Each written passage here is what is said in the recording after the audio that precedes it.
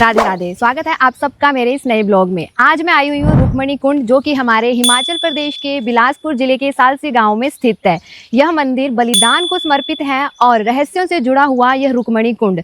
आइए आप सबको इस कुंड के दर्शन करवाते हैं और यहाँ के इतिहास के बारे में बताते हैं। देवभूमि हिमाचल में आज हम दर्शन करेंगे रुक्मणी कुंड के, जो कि हिमाचल प्रदेश के बिलासपुर जिले के सालसी गाँव में स्थित है। यह मंदिर बिलासपुर बस स्टैंड से तकरीबन 25 किलोमीटर की दूरी पर है। यहाँ तक बस सर्विस नहीं है तो प्रेफर करें कि आप अपने पर्सनल व्हीकल से आएं। मंदिर तक के लिए पक्का रास्ता बना हुआ है और जब तक आप मंदिर तक पहुंचेंगे तो आपको बहुत ही खूबसूरत नज़ारे देखने को मिलेंगे। मंदिर तक का रास्ता तंग है पर आसपास के नज़ारे बहुत सुंदर हैं। जब तक आप मंदिर पहुंचेंगे तो आप पूरे रास्ते सुंदर सुंदर पेड़ पौधे और पहाड़ों के नज़ारे ले सकते हैं। ये रास्ता इतना शांत है कि यहाँ पर गाड़ियां भी नहीं आ रही है। एक तो हमारी वाली और एक हमसे आगे है। 7.5-8 किलोमीटर का ये रास्ता है और इस पूरे रास्ते में 2 ही गाड़ियां हैं। तो आप सोच सकते हैं कि इस तरफ कितना सुकून है और शांति है। यहाँ पे आपको ये ऐसे बोर्ड लिखा हुआ मिल जाएगा, रुक्मणी कुंड यहाँ से 2 किलोमीटर है। तो आइए चलते हैं इस तरफ।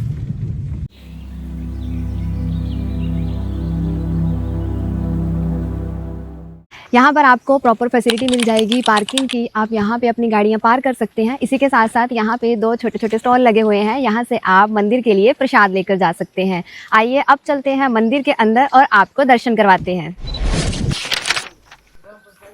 आप अपनी गाड़ियाँ ऊपर पार्क करके आगे थोड़ा सा कच्चा रास्ता जाता है और इस कच्चे रास्ते से आपको पैदल जाना पड़ेगा। गाड़ियाँ आप अपनी ऊपर पार्क करके आए। आप देख सकते हैं कि इस तरफ रास्ता है और आसपास ऊंचे ऊंचे पहाड़ हैं और इस तरफ है माता रुक्मणी ब्रिज। चलो आगे चलते हैं। जैसा कि मैंने आपको पहले बताया कि यहाँ पे तो गाड़ियाँ वगैरह बहुत कम आती हैं, बसेस वगैरह तो है ही नहीं इस साइड पे ना, तो बहुत सुकून है, शांति है और यहाँ तक लोग भी बहुत कम पहुँच पाते हैं। ये है रुक्मणी माता जी का यहाँ पे मंदिर। स्टार्टिंग में आपको बजरंगबली जी के दर्शन हो जाएंगे और इस तरफ माता रुक्मणी जी के। ये है रुक्मणी कुंड और इस तरफ निरंतर पानी की धारा बह रही है जो हर वक्त ऐसे ही बहती रहती है और इस तरफ से ये पाइपलाइन जा रही है।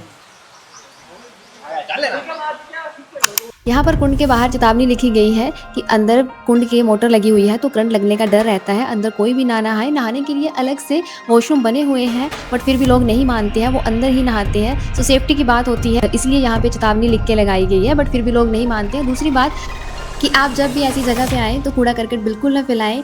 जैसी ये जगह है साफ़ सुथरी, इसको वैसा ही रखें। जो भी आपका कूड़ा करकट हो उसको वापस अपने साथ लेकर जाएं। इस कुंड का जल देख सकते हैं कितना साफ है और इस तरफ से निरंतर धारा बह रही है जो कि हर समय ऐसे ही बहती रहती है और किसी को नहीं पता कि ये वाला जल कहाँ से आ रहा है। ये देखिए, और इसी यहाँ पानी की वजह से ठंडी ठंडी हवा आ रही है। बहुत अच्छा लग रहा है यहाँ पे। चलिए अब आपको बताते हैं इस मंदिर के इतिहास के बारे में। जब किसी समय में हिमाचल में छोटे छोटे रजवाड़ों का राज्य हुआ करता था तो यहाँ के गोहर क्षेत्र में पानी की समस्या होने लगी। लोगों को सतलुज नदी से जाकर पानी लाना पड़ता था। इस समस्या से लोग काफ़ी परेशान थे। लोगों ने आसपास कहीं पानी के कुएं खोदने की कोशिश करी बट कहीं भी पानी नहीं मिला, जिससे लोग और परेशान होने लग पड़े। ऐसे में एक समय पर राजा को स्वप्न आया कि आप अपने बेटे की बलि दो, जिसके बाद सारी समस्याएं खत्म हो जाएंगी। राजा इस बात से बहुत परेशान था कि अब उसे अपने पुत्र की बलि देनी पड़ेगी। हर दिन राजा को ये समस्या सताने लगी और उसका समाधान उससे भी ज़्यादा उसे परेशान करने लगा। उसका पुत्र अगला उत्तराधिकारी था, वो अपने बेटे की बलि नहीं दे सकता था, इसीलिए वो काफ़ी परेशान था।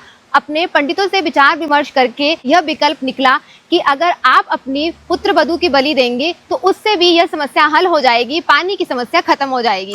राजा की बहू उस समय मायके गई हुई थी और उनकी बहू का मायका था तरेड़ गांव। वहां से राजा ने उन्हें बुलावा भेजा कि आप इसी समय महल लौट के आए। जिसके बाद उनकी माता ने मना किया कि आज मंगलवार है, आज आप वापस ना जाएं, पर रानी ने एक ना सुनी और वो अपने ससुर के बुलाने पे वापस चली गई।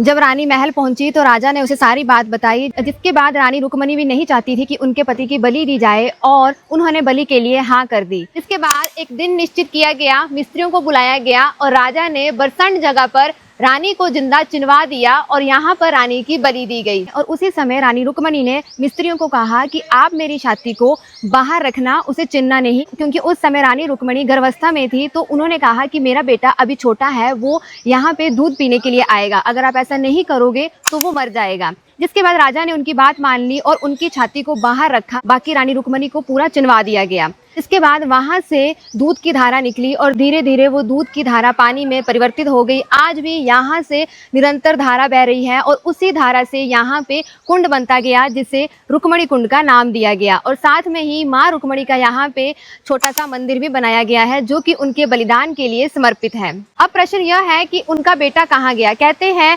काफी दिनों तक उनका बेटा दूध पीने के लिए आता रहता था, पर माँ का वियोग उनसे सहन नहीं हुआ, जिसके कारण उनके बेटे की मृत्यु हो गई। जिसके बाद कहते हैं कि उनका बेटा यहीं पे सांप बन के घूमता है और जिसे भी इस कुंड में उस सांप के दर्शन होते हैं, उन्हें काफी भाग्यशाली माना जाता है।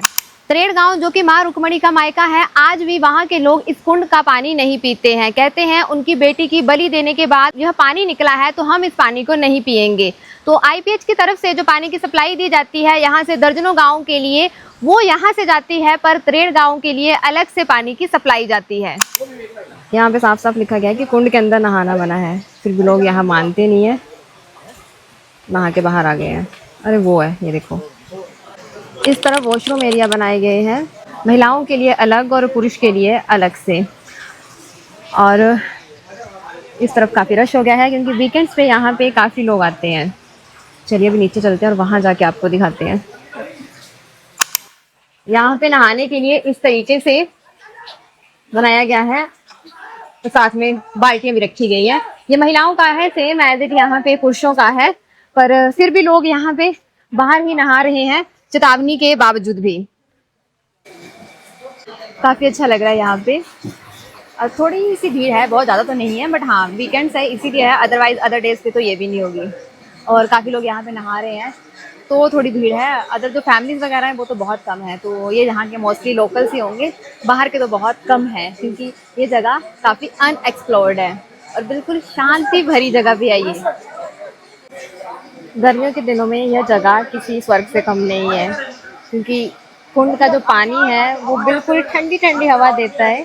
अभी भी गर्मी है, but इतनी ज़्यादा नहीं है, यहाँ पे बिल्कुल ठंडक महसूस हो रही है। सोचो जब बहुत ज़्यादा गर्मी होती होगी तब यहाँ पे और भी ज़्यादा अच्छा लगता होगा।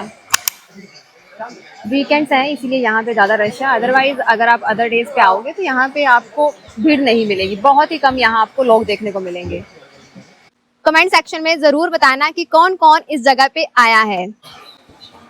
बजरंगबली जी के मंदिर के साथ ही ऐसे छोटा सा पानी का एरिया बनाया गया है, यहाँ से लोग पानी भी पीते हैं, ऐसे पीने के लिए साथ में छोटा सा बर्तन रखा हुआ है, आप यहाँ से इस शुद्ध और स्वच्छ जल को पी भी सकते हैं।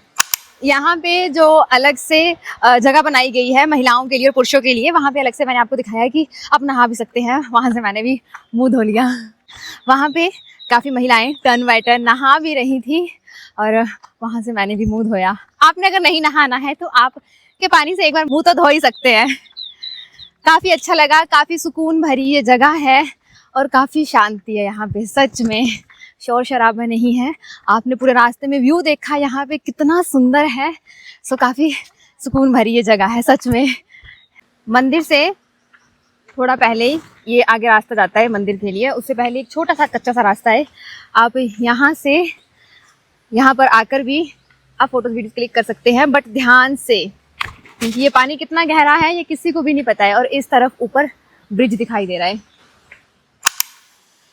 जो पाइपलाइंस आपने स्टार्टिंग में देखी थी उस तरफ आप देख सकते हैं, यहाँ वो पाइपलाइन आगे डिवाइड कर दी गई है और यहाँ पे भी आप पूरा पानी का व्यू देख सकते हैं। इस तरफ भी काफ़ी सुंदर है, पर ये भी उतना ही गहरा होगा जितनी नीचे ये पाइप लगी हुई है, हो सकता है उससे भी कहीं ज़्यादा गहरा हो और काफ़ी रिस्की भी है ये। आप दूर से इस पानी को देख सकते हैं। मैं यही सजेशन दूंगी कि पास ना जाएं, क्योंकि यहाँ से पैर स्लिप हो जाए तो इधर गिरोगे तब तो कुछ हड्डियाँ टूटेंगी और इधर गिरोगे तब तो कुछ बचेगा ही नहीं। तो चलिए अब चलते हैं यहाँ से। बिलासपुर में काफी प्रसिद्ध मंदिर है जिनके दर्शन हम धीरे धीरे कर रहे हैं और आप सबको भी करवा रहे हैं। हमने यहाँ पे सबसे पहले जो दर्शन किए हैं बाबा नाहर सिंह जी के मंदिर के किए हैं, उस वीडियो का फुल लिंक आपको आई बटन में शो हो रहा होगा। सो वहां से आप उस मंदिर के दर्शन कर सकते हैं और पूरे इतिहास के बारे में जान सकते हैं। काफी सुकून और शांति भरी ये जगह है, काफी अच्छा लगा। चलिए अब चलते हैं यहाँ से आगे। यहाँ तक आने के लिए सिंगल रोड है, पर इस रोड पे जो आपको खूबसूरती दिखेगी वो लाजवाब है। उम्मीद है आप सब ने माँ रुक्मणी के इस कुंड के अच्छे से दर्शन किए होंगे और मंदिर के भी। सो जाने से पहले इस ब्लॉग को लाइक और शेयर कर देना, इसी के साथ साथ सब्सक्राइब बटन को प्रेस कर देना। Thank you so much for watching this blog.